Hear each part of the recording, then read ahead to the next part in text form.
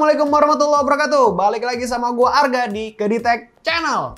Oke guys, di video kali ini gua akan mereview iPhone pertama kali yang sudah support video 4K dan fitur 3D Touch. So, stay tune ya.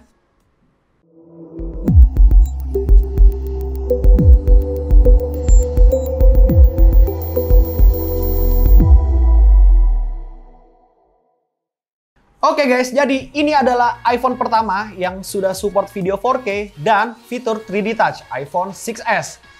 Jadi iPhone ini tuh gue beli dari tahun 2016 Oktober. Sebenarnya sih iPhone ini rilisnya 2015 September ya. Tapi ya itu, gue baru berkesempatan untuk bisa beli di 2016 Oktober. Gue pakai iPhone ini kurang lebih 3 tahun sampai gue akhirnya ganti ke iPhone XS. Dan selama gue pakai sih ini oke banget iPhone ini. Dan sebelumnya gue akan jelasin fitur apa aja sih yang ada di iPhone 6s ini. Oke guys, jadi iPhone 6s ini punya ukuran bodi 4,7 inci. Dan dia tuh dimensi detailnya itu punya ukuran 5,44 inci kali 2,64 inci dan ketebalannya 0,28 inci. Lalu untuk beratnya sendiri, iPhone 6s itu cuma 143 gram. Dan untuk kaca depannya ini sudah Gorilla Glass. Dan belakangnya ini tuh framenya sudah pakai aluminium ya. Pakai aluminium back itu. Terus untuk warnanya, gue pilih yang warna gold. Entah kenapa gue waktu itu suka banget sama warna goldnya si iPhone 6s. Nah, waktu itu sebenarnya saat gue beli iPhone 7 tuh baru keluar guys. Kenapa gue pilih iPhone 6s? Karena tuh perbedaannya nggak signifikan ya sama si iPhone 7. Dan yang gue suka tuh dia masih ada si headphone jacknya. Untuk di sekeliling bodinya tuh standar ya dari semua iPhone. Ini ada tombol powernya di sebelah kanan, terus ada SIM tray-nya. Sebelah kiri ini ada tombol silent, terus volume up, volume down. Bawahnya headphone jack, terus chargernya pakai lightning port sama speaker. Lalu untuk displaynya sendiri, dia ini belum pakai Retina display ya. Dia masih pakai IPS LCD dengan size-nya itu 4,7 inci. Terus resolusinya itu 750 x 1334 pixel dengan density-nya itu 326 ppi. Dan displaynya ini sudah ada fitur 3D Touch. Apa itu 3D Touch? Nanti akan gua jelasin. Lalu untuk chipsetnya sendiri, iPhone 6s ini udah dibekali dengan chipset A9 dengan RAM-nya hanya 2 GB. Terus dia CPU-nya itu udah 1,84 GHz.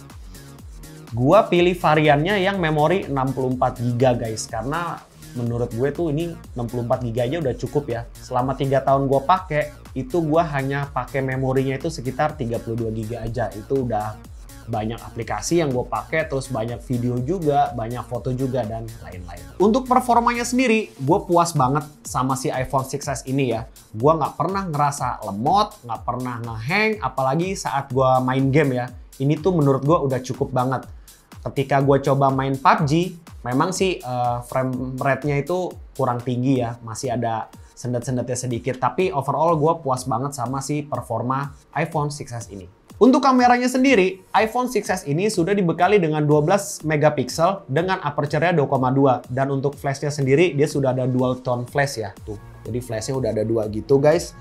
Terus untuk kamera depannya, dia sudah dibekali dengan 5 megapiksel dengan aperture-nya 2,2 juga. Untuk ukuran lensanya, lensa belakangnya itu 29 mm dan lensa depannya itu 31 mm.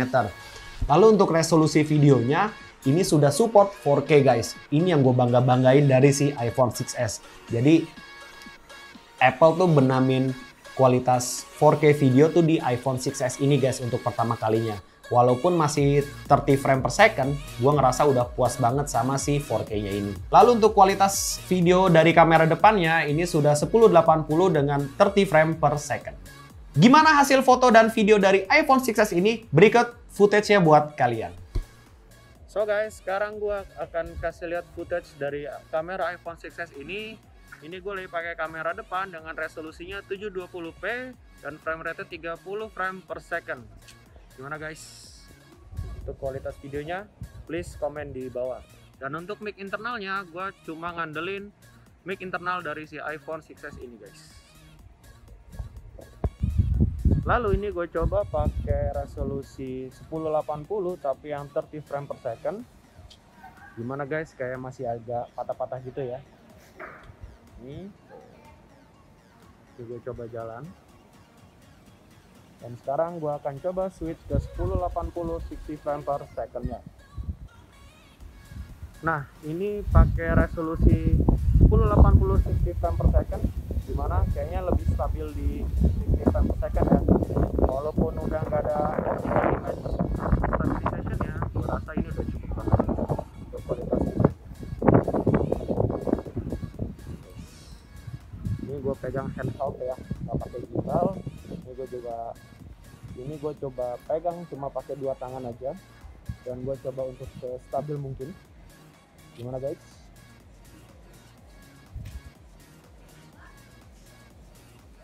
Dan sekarang gue akan coba switch ke 4K-nya. Ini yang terakhir, gue coba switch ke 4K dengan resolusi 30 frame per second. Ya kualitasnya 30 frame per second-nya itu ya kayak gini ya. Tapi untuk colornya ini dapat banget guys. Kayak lebih terang gitu. Memang ini masih agak patah-patah gambarnya karena 30 frame per second. Oke, segitu aja footage untuk videonya, dan sekarang gue akan kasih footage untuk foto-fotonya guys.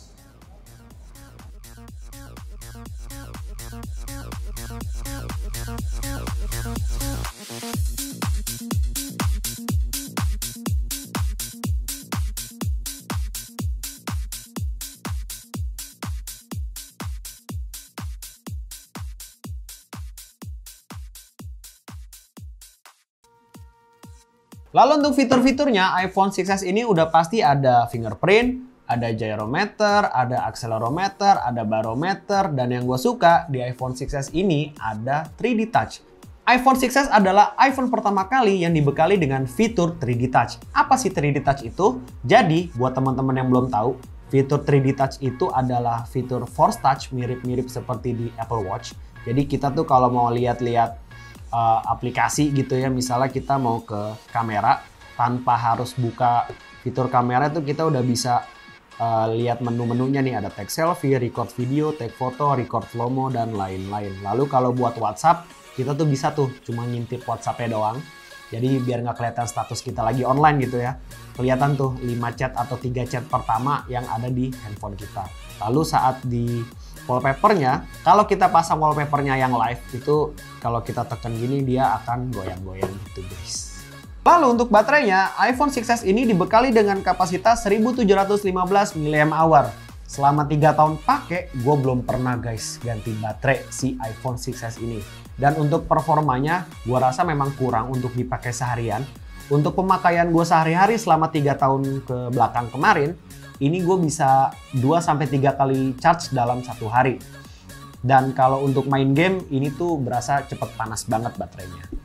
Kesimpulan gue terhadap si iPhone 6s ini adalah iPhone ini masih layak dibeli di tahun 2021, tapi bukan untuk daily driver kalian, melainkan sebagai handphone pendamping.